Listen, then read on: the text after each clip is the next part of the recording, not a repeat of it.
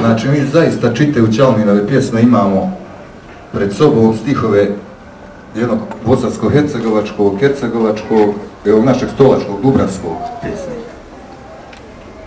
Pisati tako zavičajnu poeziju, na specifičan način kako to čini Almin, je zaista teško, u stvari ne teško, nego to je nešto za što je potrebna darovitost, za što je potreban trenutak u kome čovjek to uspjeva ili je praktično nemoguće. Šta hoću reći? Znači, mi imamo u poeziji vrlo često ljude koji se zbilja trude da pišu poeziju sa zavičajnim temama. Evo, na primjer, ne znam, možemo pisati pjesmu o Stocu koju ću ja utkati milion stolačkih toponima, a početi spominjati tu Radimlju, Bregavu, završiti gore s Begovinom i Pjenama, a da to opet, dok čitamo tu pjesmu, ne bude u nama osjećaja nekakve zavičajnosti, nekakve zbilja stolačke poezije. Međutim, uspijevati dočarati svoj zavičaj, Dubrave, Stolac, na način kako to Almin uspijeva, bez da se maltene nekada uopšte koristi toponimima o kojima bi ta poezija trebala da govori, koju bi oni trebali da u sebi sažimaju i uspjeti nam dočarati duh onoga o čemu se pjeva. I zaista veliko umijeće. Ja sam nekako osjećao se dužni da vam pročitam jednu od takvih pjesama, pa će vam biti jasnije o čemu govorim. Radi se znači o pjesmi koja se zove Na Mobini.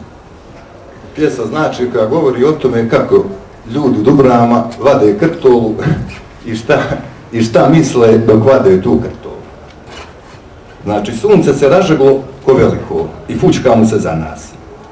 Vadimo krtolu i svaka je zrelija od bilo koje naše riječi. A crveni Tomo prvom brzinom, polahko, ali učinkovito, red po red, briše zelenu boju nekom gore u avionu što nas posmatra onako uz piće i sendvič. I to uopšte ne primjećuje. Jutro skažu pola marke u čapljenju. Pa ja, nego sortiraj to ljepše, kamufliraj, štaš drugo. Bre, i to je dobro kad ide. Najgore je vratiti.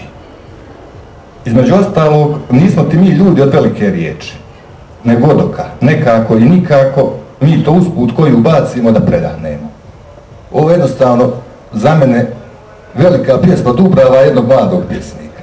Pjesma koja je na tragu onoga što je pokušavao svojim stihovima, recimo Hamid Izdaš, što su pokušavali brojni pjesnici, onako nekakve socijalne, da ne kažemo socijalističke orijentacije prije njega, a Almin to uspijeva na jedan divan, čak za jednog mladog pjesnika veličanstven način.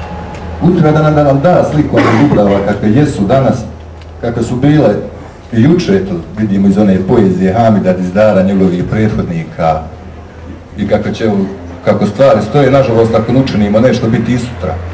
Znači, težačkih Dubrava u kojima ljudi, ljubeći tu svoju grudu zemlje, pokušavaju da iz nje